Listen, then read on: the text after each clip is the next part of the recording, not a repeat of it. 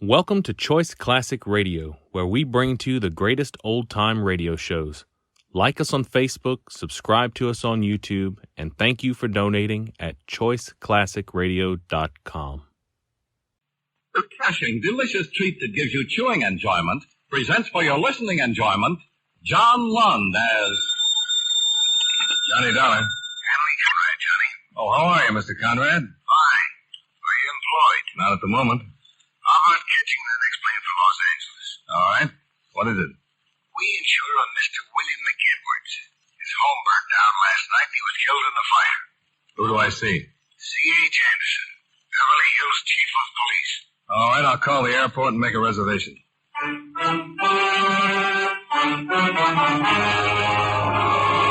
the makers of Wrigley's Spearmint Chewing Gum bring you John Lund in another adventure of the man with the action-packed expense account, America's fabulous freelance insurance investigator. Yours truly, Johnny Dollar.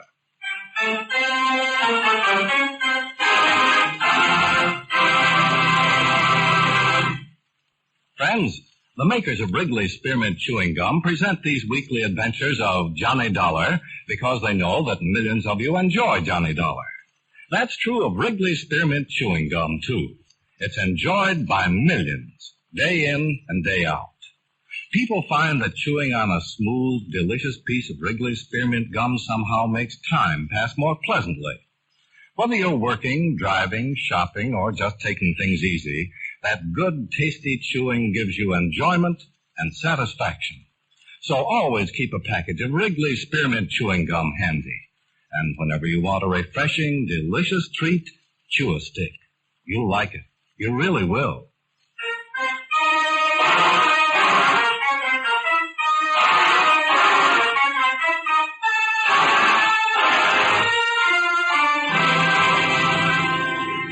Expense account submitted by Special Investigator Johnny Dollar to Home Office, World Insurance and Indemnity Company, Hartford, Connecticut. The following is an accounting of expenditures during my investigation of the Anita Buddha matter. Expense account item 1, $193.55. Plane fare and incidentals between Hartford and Los Angeles. I arrived at the Los Angeles airport the next morning, rented a car, and drove it to the hotel, where I registered and put in a call to Chief Anderson at the Beverly Hills Police Department. An hour later, we were sitting in his City Hall office. Lieutenant Hankins got the call at 7 minutes after 6 in the evening, placed by a neighbor. House was almost completely gutted by the time the fire department got it under control. Hankins found McEdwards' body in the bedroom. He'd been alone in the house? Yeah. His wife returned about an hour later, found her husband dead. Swell homecoming. How'd the fire start? We're not sure. Started in the bedroom. One thing's pretty certain. It wasn't an accident. What do you mean? The first cursory examination by the coroner's deputy indicated the victim had burned to death. This morning we got another report.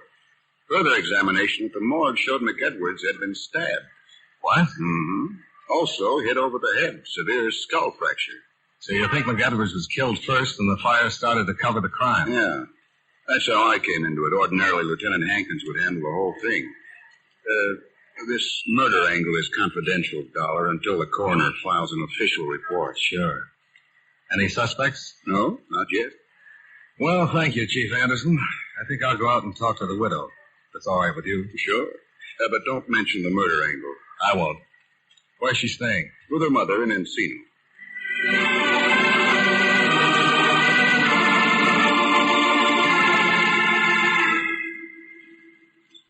Yes? My name is Dollar, Johnny Dollar. I'd like to speak to your daughter, if I may. What's it about? The death of her husband. I'm a special investigator for the insurance company. Well, Mr. Dollar, my daughter's not feeling very well. I know it's difficult, Mrs. Rizzanelli, but if it's at all possible, I'd like to see her. Get it over with. Get it out of the way. Oh, who is it, Mom? Oh, she's up. She was resting. Well, who is it? This is Mr. Dollar, honey. He's, Is it about Bill? Yes, it is. He's a special investigator, an insurance investigator. Come in. Thanks. I was lying down, Mr. Dollar. I'll be in the kitchen. Nice meeting you, Mr. Dollar. Nice meeting you, Mrs. Rizzanelli. Well, won't you sit down? Thank you. You're with the insurance company? Yes, World Insurance and Indemnity. How can I help? Just answer some questions. I'm sure you've had your fill of answering questions by now. All right. Turned about an hour after the fire. Is that correct? That's right. Where had you been? I'd driven to Pasadena. Bill, he had to work, so he couldn't go with me. A few days ago, Mr. McEdwards, that's Bill's father, returned from a location trip to Korea and gave us an antique, an old Chinese Buddha. We wanted to find out about it, so I took it to a friend of ours in Pasadena who collects Oriental art. A Buddha? Yes. Bill's dad found it in Korea and gave it to us as a sort of belated wedding gift. We'd only been married for 6 months. When did you leave for Pasadena? Oh, around 4 in the afternoon. I would have left sooner, but I had to clean house and fix Bill's lunch. I'm sorry, Mr. Dollar, but it's still a little hard to talk about it. Just a few more questions. I'm all right. Did anything unusual happen? Unusual? Well, anything your husband might have said before you left? Anything out of the ordinary that happened? I don't understand. Why do you think something unusual might have happened? Is there something I don't know about this, Mr. Dollar? No, it's nothing like that. I'm just checking everything. There was a fire. My husband lost his life. Are you considering that it might not have been an accident? I'm not considering anything. I'm just checking. This Buddha, where is it now? Charlie Wilkins, our friend in Pasadena, has it. He wasn't sure, but he thought that it might be very rare, and he asked me to leave it for a few days. Charles Wilkins. Yes. And your husband's father brought the Buddha back from Korea? Yes. Is Mr. McEdwards Sr. in the service? No, he's a production man for International Pictures. He was making a documentary film in Korea. I'd like to talk to him. I think he's at the studio now. He lives on Beverly Glen. Well, I'll try to reach him at the studio. Thank you very much for your time and patience. Certainly. Goodbye, Mr. Dollar.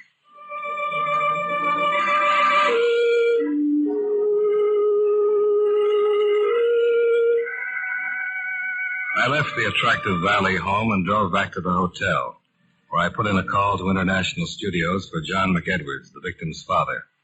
His secretary told me he was at home, but that she'd deliver my message and have him call me. In about 5 minutes, McEdwards called, and I made an appointment to see him. I drove out Sunset toward Westwood Village and turned north on Beverly Glen. John McEdwards lived in a small house in the middle of a lot of acreage. The reason for the acreage met me at the high gate. 4 giant Great Danes faced me behind the steel fence. Their owner, a tall, wiry, middle-aged man, bounded down the steps of the house and ordered his animals to be silenced. Easy. Come on. You, Mr. Dollar? Yeah. I'll be with you in a minute. Come on. Get over there. Come on, boy. Come on. My name, Mr. Dollar. Wouldn't it be just as well if we talked out here? They won't hurt you.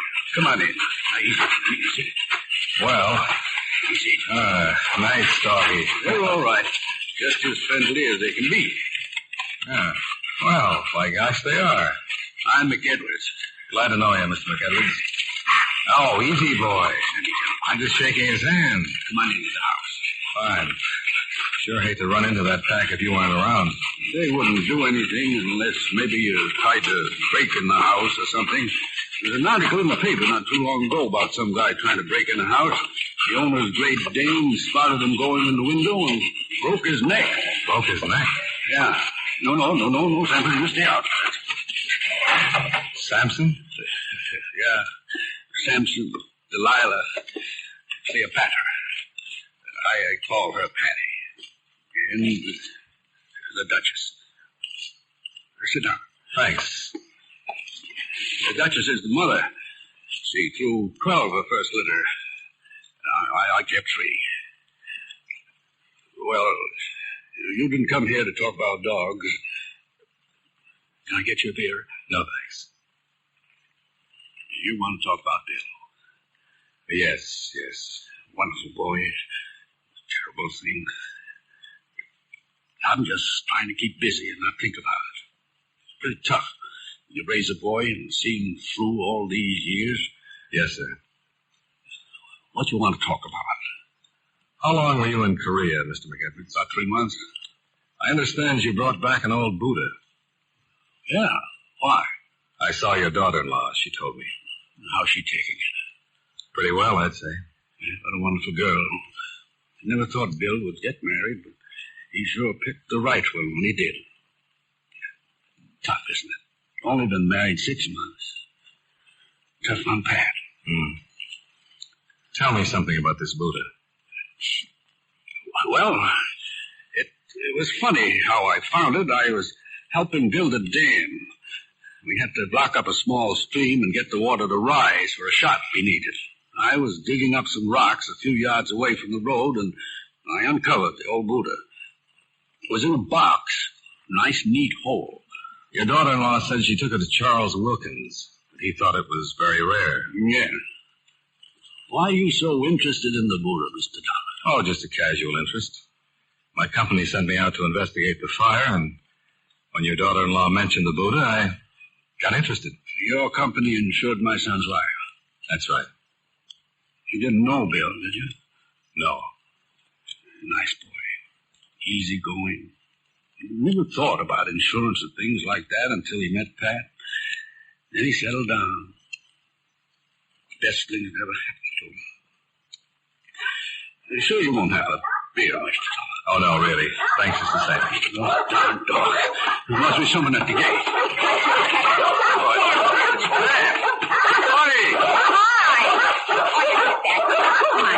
Shove him back. Hello, honey. Hi, Dad.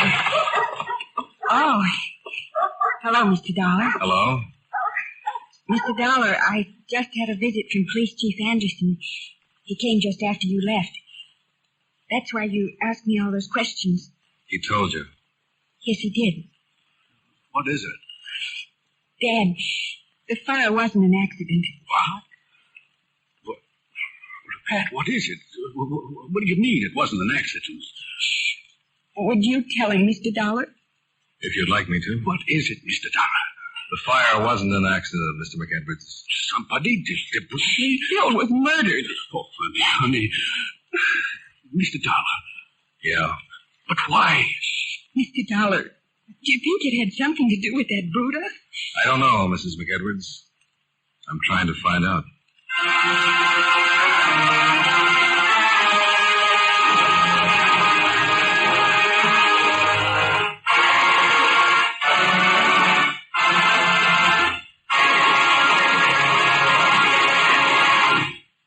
Friends, Wrigley's Spearmint Chewing Gum is a refreshing, delicious treat you can enjoy just about any time. Even when you're busy working, you can slip a stick of Wrigley's Spearmint in your mouth and enjoy that pleasant chewing. The lively, full-bodied spearmint flavor cools your mouth and freshens your taste. The good, smooth chewing helps relieve pent-up tension, gives you satisfaction. As a result, you seem to feel more relaxed and get more enjoyment out of what you're doing. So enjoy chewing Wrigley's Spearmint Gum while you work and at other times, too. Get a few packages next time you're at the store. That's Wrigley's Spearmint Chewing Gum. Healthful, refreshing, delicious. And now with our star, John Lund, we bring you the second act of Yours Truly, Johnny Dollar.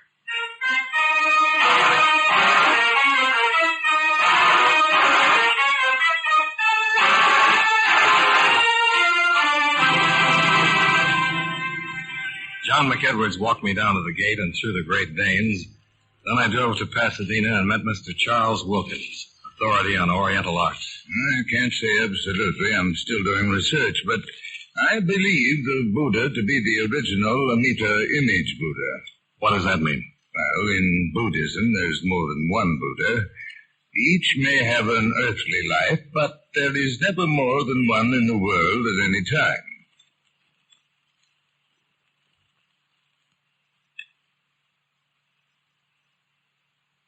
In the system of Buddhism, there are 300 million Buddhas.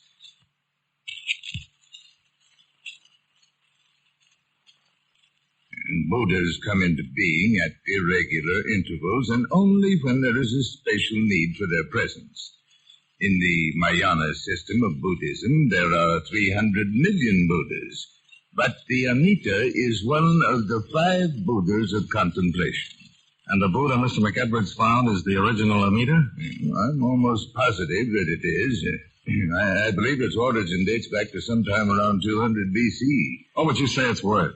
Well, that would depend.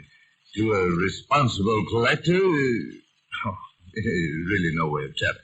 Well, let's say you were a wealthy, responsible collector, Mr. Wilkins. Let's just say responsible. How much would you pay for the original Amita Buddha? If I could buy it for, say, 150, maybe 200,000. $200,000? I would be getting a bargain. I would go as high as $500,000 if I had the money. Well, Mr. Wilkins, thank you.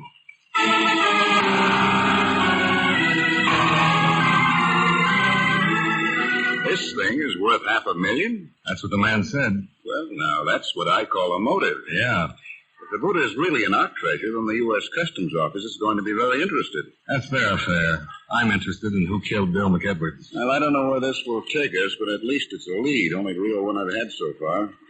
We questioned all of the victim's associates, and what we could find out, he didn't have an enemy in the world. No love rivals, no discarded girlfriends, no money troubles, nothing. But he had the Buddha. Yeah. Question is, who knew he had it, besides his wife and father? Well, how about the location troupe old man McEdwards was with in Korea? I'll check with the studio right away. Yeah. But it's not just somebody who knew he had it. It's somebody who knew the value of it. Somebody who's hep to Oriental art, huh?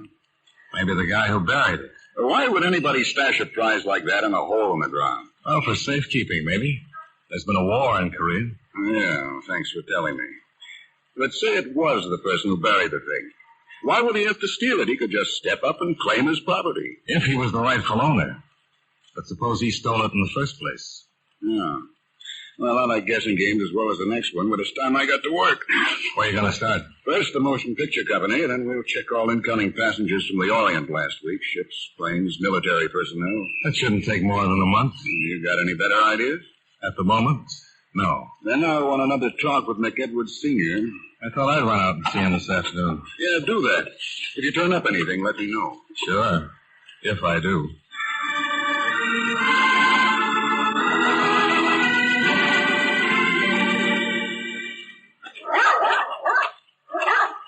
Come in, Mr. Dollar. I was just finishing some dinner. Oh, I'm sorry. No, don't sit. Come on in and have a cup of coffee with me. If you haven't had your dinner, I'll be glad to throw on a couple of chops. No, thanks. I don't get hungry early. Have a seat. Thanks. Want some coffee? Yeah, that'll be fine. I'm not much of a bachelor. Wife died 3 years ago, and I still haven't got used to doing things like cooking, keeping house. Usually eat out. You take cream or sugar? Black is fine. Pat was in a pretty bad way after you left, but she finally came around all right. That's tough. Yeah, it is. I wanted to talk some more about... No, darn. Excuse me.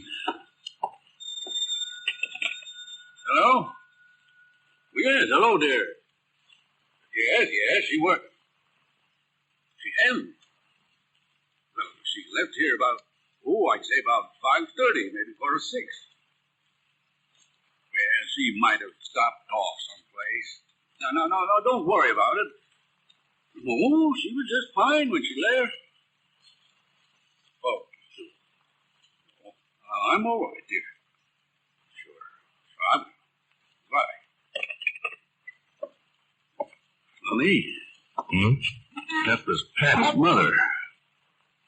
She isn't home yet. When did she leave here? About 2 hours ago. Well, we're all on edge.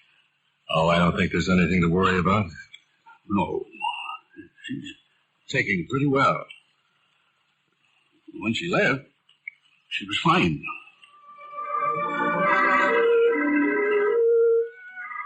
I talked with Mr. McEdwards for about another hour. He told me everything he could about the Buddha and his trip to Korea. He looked dead tired. His eyes were beginning to show the strain. I decided to say goodnight and forget the rest of the interrogation until the next morning when the phone rang again. Hello? What?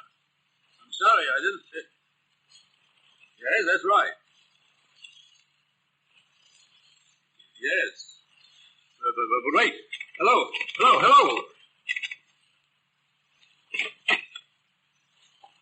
Something wrong? I'm not supposed to say anything. What was it? I think you're a nice guy, Johnny. Can I trust you? Certainly. They said not to tell anyone, but I've got to trust someone. I can't think for myself. Too much has happened. You won't take this to the police. I can't promise that. Well, I don't think you will after I tell you. I don't know who that was on the phone, but it was some guy, and he said they've got Pat. What do you mean they've got Pat? Kidnapped. Now look, exactly what was said. Good gosh, you read about things like this, but you never think they're going to happen. Now take it easy. Oh, I'm all right. I just haven't had much sleep. I can't think straight. Now the man that called. He said he had Pat, that she was all right for me not to say anything to anyone, or she'd get hurt. He said for me to get the Buddha. And that is it. They said to get it, and they'd see that Pat was returned home safely. What did they say to do with it? Just to get it, they'd contact me. What are you going to do? Get the Buddha. Wait a minute.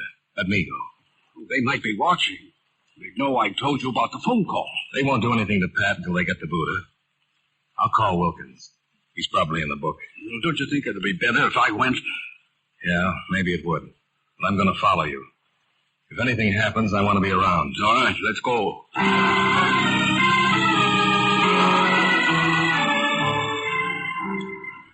Wilkins turned over the Buddha while I waited outside his house, watching for anyone who might have followed.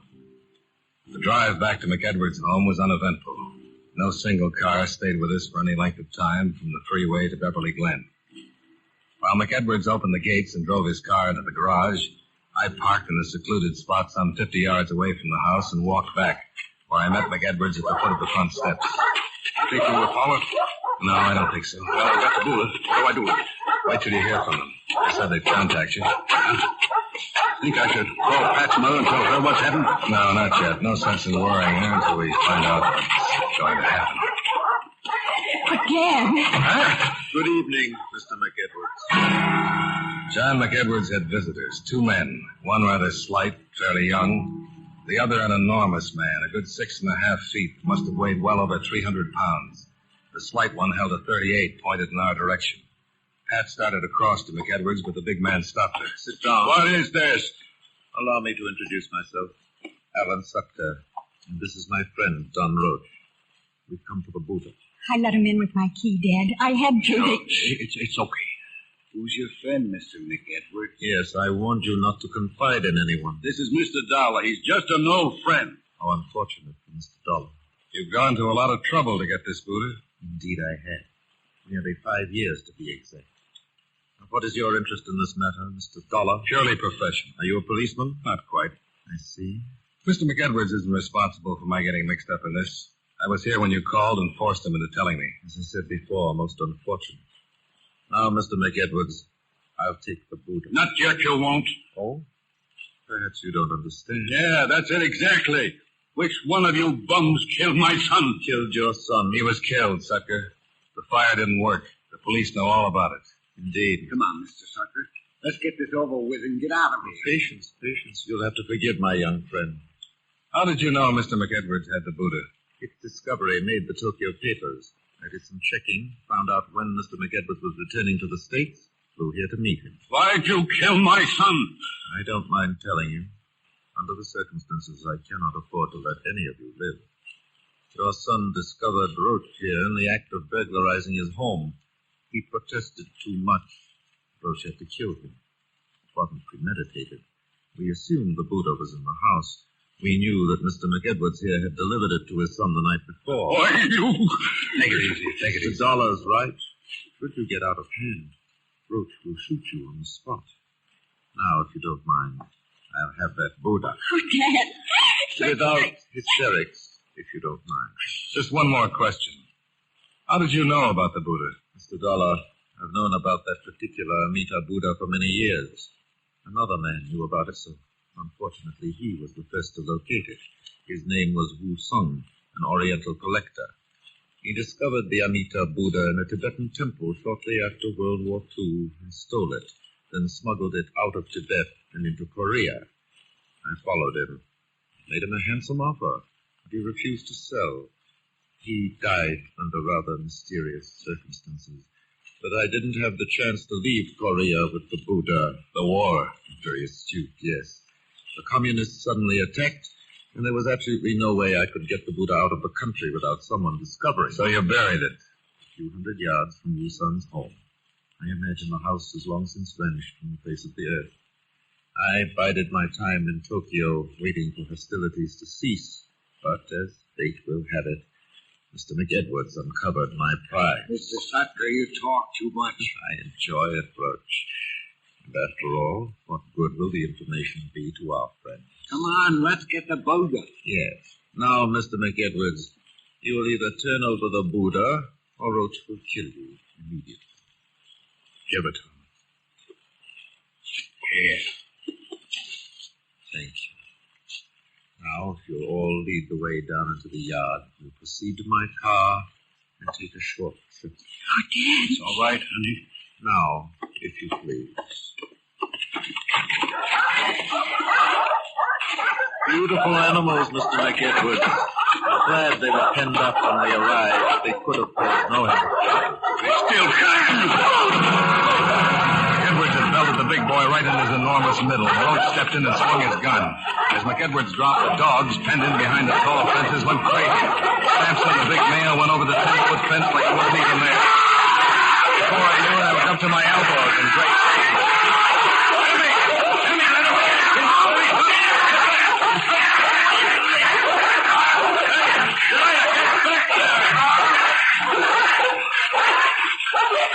Are you all right? Yes, I'm all right. Mr. Dollar? Yeah. Why didn't they go after me? They knew you were helping.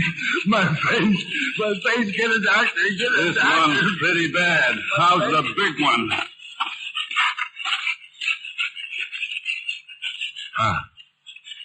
You were right about Danes. What do you mean? The one you were telling me about that broke the man's neck. The fat man ran into the same sort of situation. He dead? He sure is. Well, that's the way it should be. Samson was my son's talk.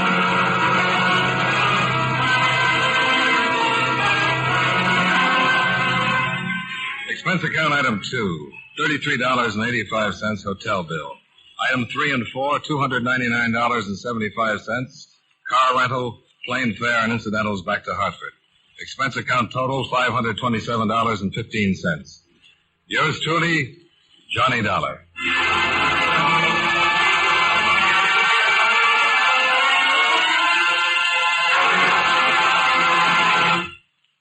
Remember, friends, Wrigley's Spearmint Chewing Gum is a refreshing, delicious treat you can enjoy just about any time. Chew a few sticks of Wrigley's Spearmint during the day and see how the good chewing helps you keep feeling fresh and alert. The lively, full-bodied flavor of Wrigley's Spearmint cools your mouth, freshens your taste, and sweetens your breath. The chewing itself gives you a nice little boost, helps you keep going at your best. Millions of people get real chewing enjoyment out of Wrigley's Spearmint Gum every day, and we know that you'll enjoy it, too. Get a few packages and always keep some handy. That's Wrigley's Spearmint Chewing Gum. Healthful, refreshing, delicious.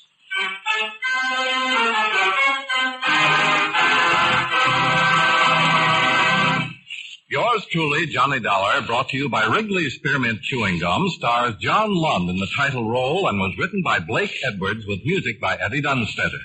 Featured in tonight's cast were James Nusser, John Stevenson, Jeanette Nolan, Sammy Hill, Bill James, Herb Butterfield, Robert Griffin, and Edgar Barrier. Yours truly, Johnny Dollar, is produced and directed by Jaime Del Valle.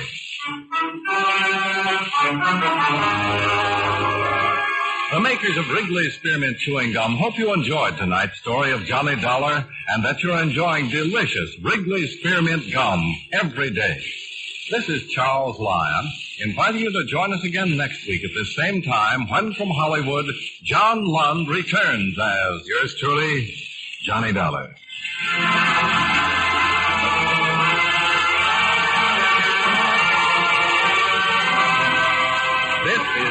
CBS Radio Network.